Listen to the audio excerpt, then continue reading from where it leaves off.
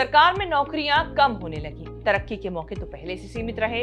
नौकरियों से पेंशन खत्म होकर आधा अधूरा वापस आ रहा है। बहुत कुछ बदलता रहा सरकारी नौकरी में, लेकिन बस एक चीज जो कभी नहीं बदली वो है केंद्रीय सरकार स्वास्थ्य योजना यानी कि सीजीएचएस से इलाज कराने की जबरदस्त सुविधा। पिछले कुछ सालों में सीजीएचएस को लेकर चीजें अच्छी और मजबूत होती रही, लेकिन क्या ये सुविधा जैसी है, क्या ये वैसी भी आगे भी रहेगी? 8वें वेतन आयोग में सीजीएचएस को लेकर क्रांतिकारी बदलाव हो रहे हैं जो करीब 1 करोड़ सरकारी कर्मचारी और पेंशनर्स की जिंदगी पर असर डालेंगे।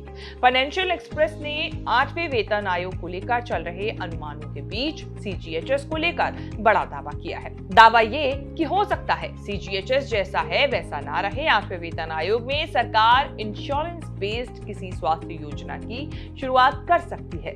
स्वास्थ्य सुविधाएं खत्म तो नहीं होंगी, लेकिन सुविधाएं लेने देने का तरीका बदल सकता है। अगर ऐसा हुआ तो सैलरी से बहुत मामूली डिडक्शन के साथ मिलने वाली लाखों की स्वास्थ्य सुविधा पर बड़ा असर पड़ सकता है। इससे प्रभावित सरकारी कर्मचारियों, उनके परिवार के साथ पेंशनर्स भी होंगे। अभी क्लियर नहीं है कि अगर इंश्योरेंस बेस्ड कोई स्कीम आएगी तो इसके नियम कानून क्या होंगे। 1954 से चली आ रही सीजीएचएस ऐसी एक सुविधा है जिसका फायदा भारत सरकार के चपरासी से लेकर आईएएस, आईपीएस, सांसद, जज, राज्यपाल तक उठा सकते हैं। सरकारी अस्पतालों में इलाज की सुविधा मिलती है। अगर सरकारी अस्पताल में इलाज की पूरी सुविधा नहीं मिलती तो प्राइवेट अस्पताल में भी इलाज करा सकते हैं, वो भी सीजीएचएस के रेट पर। सीजीएचएस की सबसे बड़ी सुविधा है कि सरकारी कर्मचारियों और पेंशनर्स को कैशलेस इलाज की सुविधा मिलती है।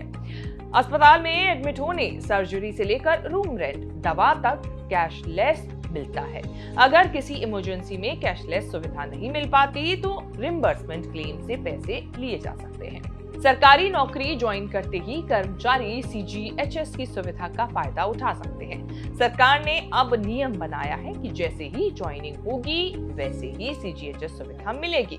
इससे फर्क नहीं पड़ता कि कर्मचारी का सीजीएचएस कार्ड बना या नहीं। अस्पताल में इलाज करने के लिए सीजीएचएस कार्ड ही सबसे बड़ी आईडी का काम करती है। सरकार ने सीजीएचएस की सारी सुविधाएं ऑनलाइन कर दी हैं, तो किसी अस्पताल या ऑफिस में चक्कर लगाने की जरूरत नहीं होती। सीजीएचएस की सुविधा लेने के लिए सैलरी से डिडक्शन होता है। सीजीएचएस के लिए सैलरी से बहुत कम कटता है जो कर्मचारियों के बेसिक के हिसाब से तय होता है।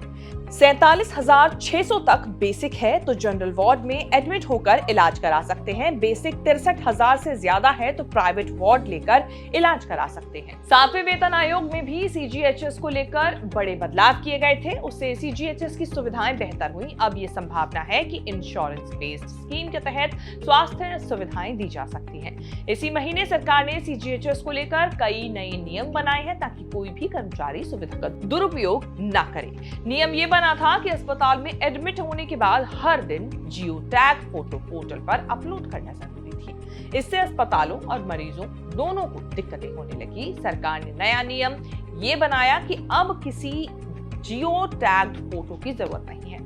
रेफरल वैलिड होना चाहिए और एनएचए पोर्टल पर अपलोड होना चाहिए, लेकिन पूरी तरह फोटो अपलोडिंग का नियम खत्म नहीं हुआ है। नॉन रेफरल केसेस में एडमिशन और डिस्चार्ज वाले दिन अस्पताल के वार्ड या आईसीयू से फोटो अपलोड करनी होगी। अगर 7 दिन से ज्यादा एडमिट हैं तो हर 7वें दिन ऐसा करना होगा। फोटो में सीजीएचएस कार्ड दिखाना जरूरी नहीं। रुपया पैसा की इस रिपोर्ट में इतना ही। इस रिपोर्ट को लेकर आपकी क्या राय है कमेंट सेक्शन में जाके हमें अपनी बात जरूर बताएं और इस तरह की खबरें आगे भी देखने के लिए, देश विदेश से जुड़ी तमाम बड़ी खबरों के साथ अपडेट रहने के लिए आप देखते रहें न्यूज़ तक।